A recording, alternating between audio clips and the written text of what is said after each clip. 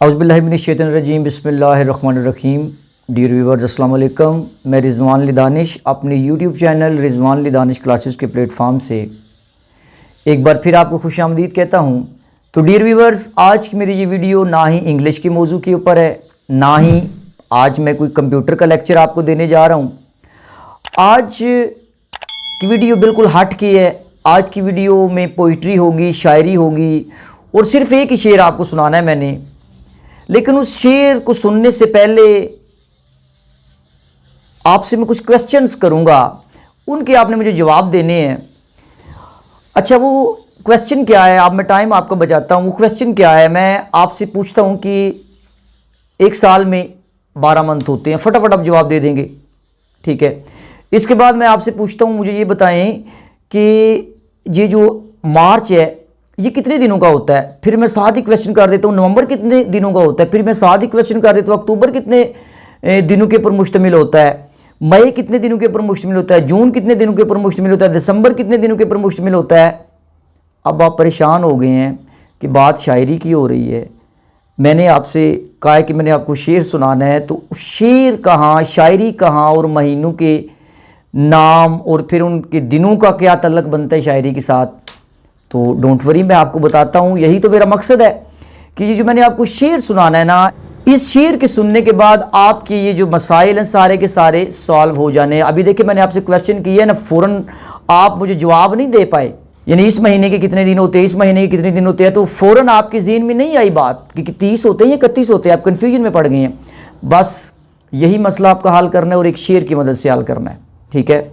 तो अब लेकिन इसके लिए शर्त ये है कि आपने ये वीडियो एंड तक देखनी है, और जब आपका मसला हल हो जाए, अब आप किसी को फ़ौरन जवाब देने की पोजीशन में आ जाएं, तो फिर काइंडली आपने कमेंट सेक्शन में मुझे फीडबैक ज़रूर देना है। और इसके साथ साथ जो व्यूअर्स मेरे चैनल पे आज नए आए हैं, मैं उनसे गुजारिश करूंगा कि वो मेरे चैनल को सब्सक्राइब कर लें, ताकि इस तरह की जो इन्फॉर्मेटिव वीडियो है वो आप तक पहुँचती रहें। तो आप चलते हैं जी, अपने मोटिव की तरफ चलते हैं। मैंने आपसे गुजारिश की है कि मैंने आपको एक शेर सुनाना है, और शेर सुनने के बाद आपके पूरे साल के 12 महीनों के जो दिन होते हैं कि 30 का कौन सा होता है, 31 का कौन सा होता है, 28 का कौन सा होता है, वो सारा मसला एक शेर ने, 2 मिसरे हैं उसके, उन दोनों मिसरों के अंदर समझ ले कि साल के 365 दिन जो है वो हिडन है, ठीक है। तो आप ज़रा शेर गौर से सुनिएगा, तवज्जो मेरी तरफ रखनी है आपने। शेर मैं आपको सुनाने लगा हूँ।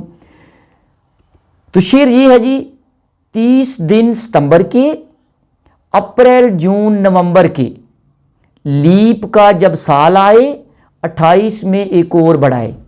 अब ज़रा तवज्जो करनी, मैं थोड़ी सी तशरीह कर देता हूँ इस शेर की।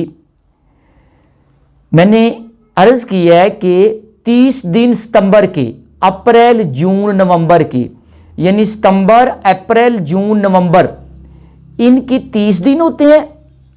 इसके बाद बाकी जो बच गए हैं वो सारे 31 के होते हैं, ठीक है। जब आपको 30 का पता चल जाएगा कि 30 दिन सितंबर के, अप्रैल, जून, नवंबर के, ये महीने 30 के है, तो डेफिनेटली बाकी महीने जो बच जाएंगे वो 31 के होंगे। इसके बाद मैंने इस शेर के दूसरे मिसरे में कहा है कि लीप का जब साल आए, 28 में एक और बढ़ाए। आप देखें, ये भी आपको पता है कि फरवरी, अगर उर्दू में आप बोलते हैं तो फरवरी कह सकते हैं।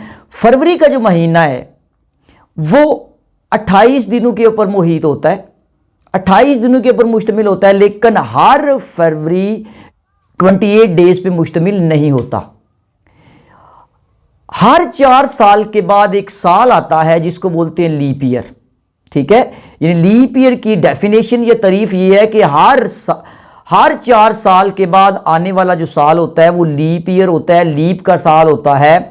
या दूसरा मैं आपको आसान तरीका बताता हूं कि हर वो साल जो 4 पे पूरा पूरा तकसीम हो जाता है, डिवाइड हो जाता है, वो लीप ईयर होता है। यानी उसका जो फरवरी होता है लीप ईयर का, वो 28 की बजाय 29 का होता है। उसकी मैं आपको एग्जाम्पल भी दे देता हूं।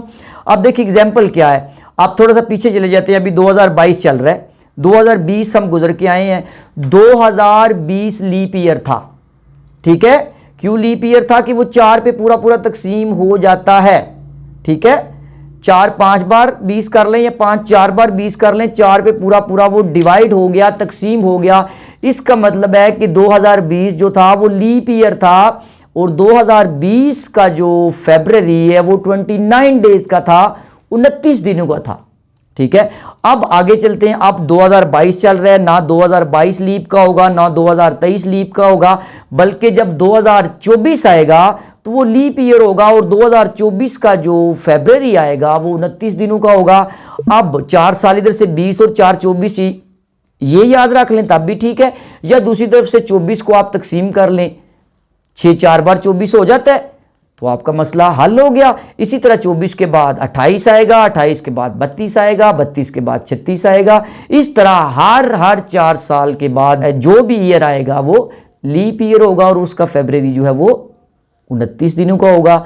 ये पूरे का पूरा कैलेंडर आपको एक शेर में मिल गया है। तो अब जब भी कभी अचानक ये जवाब देना पड़ जाए, या कभी अचानक आपके भी किसी मीटिंग में बैठे हुए हैं, किसी ऐसी जगह पे बैठे हुए हैं कि फ़ौरन आपने पता चलना है भी ये कौन सा अभी मसलन चल रहा है जी, नवंबर चल रहा है, तो नवंबर कितने दिनों का है। अब इस शेर की तरफ आपने आना है। अगर शेर आपको याद होगा तो आप फ़ौरन बता सकेंगे कि नवंबर के कितने दिन होते हैं।